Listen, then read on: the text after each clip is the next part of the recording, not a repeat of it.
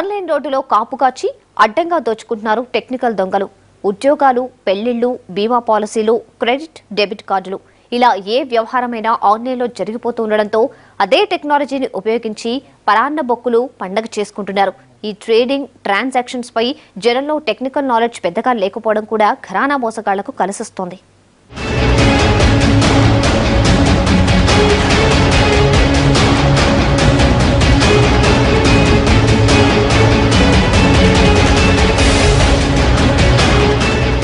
టెక్నాలజీతో పాటే మోసాలు సాంకేతికంగా అభివృద్ధి చెందుతున్నాయి.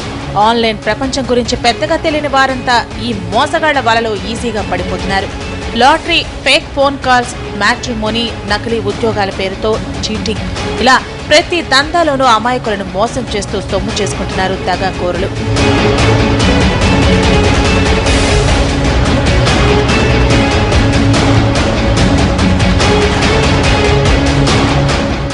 పెళ్లి పేరుతో హైదరాబాద్ కు చెందిన ఓ యువతిని నిలువునా ముంచాడో దగుల్ బాజీ.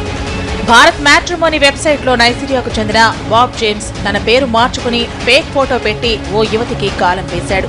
ఖరీదైన బహుమతులు పంపిస్తున్నానంటూ ఆ అమ్మాయికి వల వేశాడు. కస్టమ్స్ రికవరీ కింద ఆమె 1,50,000 వరకు నష్టపోయింది. అలాగే నైజీరియన్ ముఠా లాటరీ బుట్టలో పడిన మరో మహిళ 5 లక్షల మేరకు మోసపోయింది.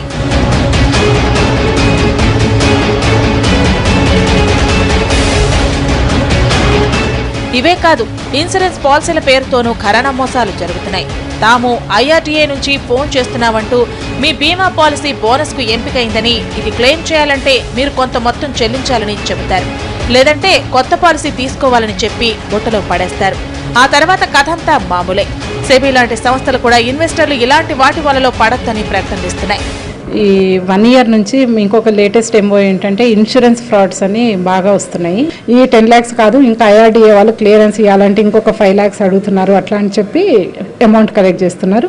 అట్లాంటిది ఏమీ లేదు. ఏదైనా ఇన్సూరెన్స్ కడితే ఆ కన్సర్న్ ఇన్సూరెన్స్ కంపెనీ వాళ్ళు ఎంతనైతే ఇవ్వాలో అంత అమౌంటే పే చేస్తారు. ఆ ల్యాబ్స్ అయిపోతే ల్యాబ్స్ అవుతుంది, దాన్ని ప్రాపర్గా మనం అది చేసుకోవాలి. కానీ ఇట్లాంటి కాల్స్ని నమ్మొద్దు. ఈ మధ్య ఇన్సూరెన్స్ ఫ్రాడ్స్ చాలా రిపోర్ట్ అవుతున్నాయి. అసలు ఇన్సూరెన్స్ IRDA నుంచి కాల్ చేస్తున్నారంటే మాత్రం బిలీవ్ చేయొద్దు. ఇక ఇంటర్నెట్ బ్యాంకింగ్ మోసాలైతే లెక్కే లేదు. డెబిట్, క్రెడిట్ కార్డు నెంబరు, చెల్లుబడి గడువు, CVV నెంబరు ఇలాంటివన్నీ అడుగుతారు. అమాయకంగా వివరాలు చెబితే అంతే సంగతులు.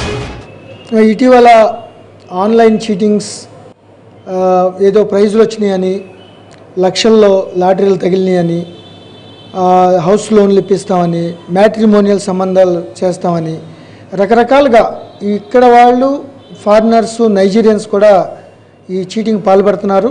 మన టెలిఫోన్ డేటా, మన నెంబర్స్ అన్నీ కూడా ఎక్కడెక్కడ వెబ్సైట్లో ఉన్నాయో వాటిని హ్యాక్ చేసి వీళ్ళు ర్యాండమ్గా సెల్ ఫోన్లు నెంబర్లు తీసుకుని ఈ విధమైన చీటింగ్కి పాల్పడుతున్నారు. వీటిపై చాలా కఠినమైన చర్యలు తీసుకోవాలి. రిపీటెడ్గా చేస్తే PD యాక్ట్ లాంటివి పెట్టాలి. సినిమాలు మొదలు ఇంట్లోకి కావాల్సిన సరుకులు, బుట్టల షాపింగ్, బ్యాంకింగ్ ఇలా అన్ని ఆన్లైన్ లావాదేవీలే జరుగుతున్నాయి. వ్యాపార సంస్థలన్నీ ఈ కామర్స్ ను ఇప్పటి ముప్పటిగా ఉపయోగించుకుంటున్నాయి. అయితే ఈ ట్రాన్సాక్షన్లోకి కంత్రీగాళ్లు ఎంటర్ అయి మోసాలకు పాల్పడుతున్నారు. ఆన్లైన్లో నిలువున దోపిడీ చేస్తున్నారు. ఇలాంటి వాటి విషయంలో అలర్ట్ గా ఉండాల్సిన అవసరం ఉంది.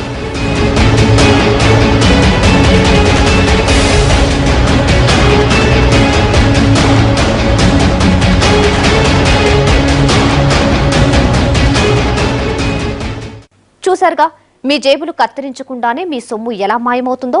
మీ చేత్తో మీరే దొంగల అకౌంట్లోకి డబ్బులు వేసేలా మాయ చేయడమే ఆన్లైన్ చీటింగ్. కాస్త టెక్నాలజీ మీద పట్టు, ఆంగ్ల భాషా ప్రావీణ్యం ఉన్న కంత్రీగాళ్లు ఈ తరహా అక్రమ సంపాదనకు అలవాటు పడ్డారు.